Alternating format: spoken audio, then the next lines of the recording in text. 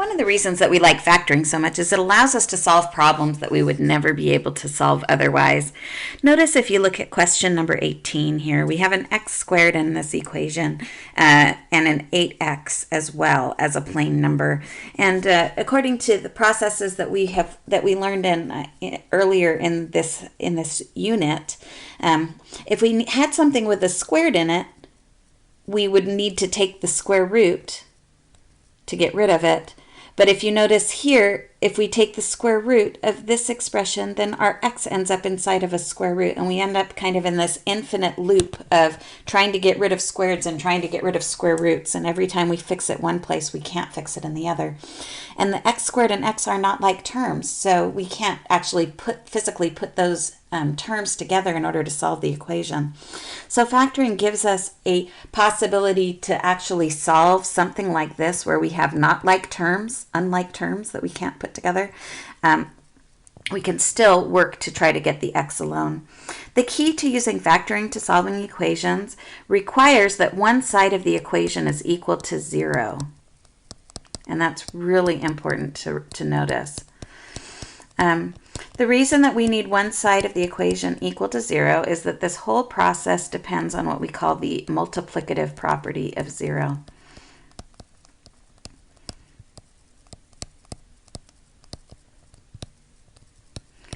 And basically what this means is that the only way that we can get 0 as an answer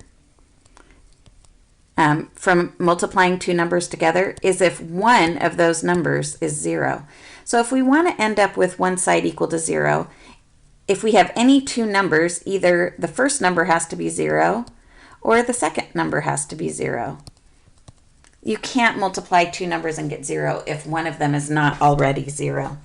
What that means is if we have an equation like in problem 17, here we have one side of the equation is equal to 0, and the situation that we're left with here is we have two things multiply to get 0. Well, what that means is either, since the only way to multiply things and get 0 as an answer is if one of the numbers is 0, either the x plus 8 has to be 0, or the x minus 3 has to be 0. Now, both of these are some real simple equations that we can actually solve. There's only one variable, it's linear, there's not even any exponents to worry about, it's great. And so when I go through and solve this equation, if I subtract 8 from each side, I'll notice that x could equal negative 8. That will make this equation true, because if x is negative 8, I'd end up with negative 8 plus 8 is 0, and then 0 times negative 11 is 0. So x equals negative 8 works as a solution. However, x minus 3 is also a factor, so maybe that could be equal to 0. And if I add 3 to each side, I'll find that x equals 3 would make this expression up here, this whole equation, true. So here what I end up with is I started with an equation, I had two things being multiplied to get 0, I set each factor equal to 0, and I ended up coming up with two solutions. So this is the reason that we want to use factoring. So in a problem like 18, where I couldn't get those x's together and the power, because the powers are different, what I'm left with is I need a totally different way that I can try to approach this problem. So what I'd like to do first, make sure one side's equal to 0. Here it is. That's great. And now what I want to try to do is to break this expression into two parentheses and turn this into a problem where I have something times something equals 0. This is a really nice one. Notice that it is do that whole factoring completely thing. Notice that there's no number that will go into all three of these, and x is only in two of the three terms on the left-hand side. So I just need to go through and try to find something that will work for this. In this case, I have x squared is x times x. Then I'm looking for things that multiply. So things to multiply to get the x squared. Now I need to think of things that multiply to get 15. It's positive, so let's try a positive 5 and a positive 3. Now we want to double check these things real quick. This would give me x squared plus 3x plus 5x plus 15. Gives me a positive 8x in the middle, and I needed a negative 8x. So I'm going to switch the signs. The x plus 5 becomes x minus 5. The x plus 3 becomes x minus 3. And now I have something that will multiply out. X squared minus 3x minus 5x gives me the minus 8x, and then plus 15 equals 0. Once you found something that factors, we're not done with the problem yet, but now we have turned this, because now it's an equation. So I needed to factor the expression to get it in a form where I can now actually solve. Because I have two things being multiplied to get 0, I end up with two cases. Either the x minus 5 has to be 0 or the x minus 3 has to be 0. And I solve each of these cases independently. To get the x minus 5 equals 0, I'm going to add 5 to each side to get the x alone. So x equals 5 is one solution.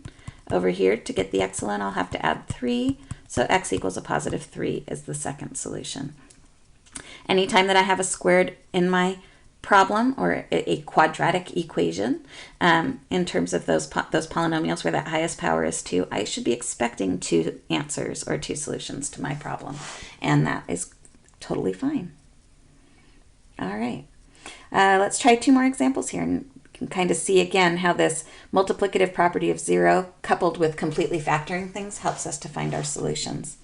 In problem number 19, again, we have one side equal to 0, which is very critical.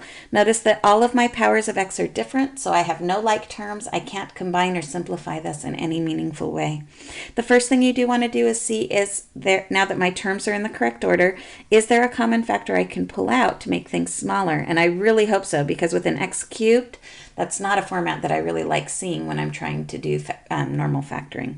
So here I can see that 2 will go into all of these, as well as x. So I'm going to pull a 2x out from this entire expression. When I pull out a 2x, I'm going to need a 6x squared for the first one. To get from minus 2x, or to get from 2x to minus 2x squared, I'll need a minus. I already have the 2. I need one more x.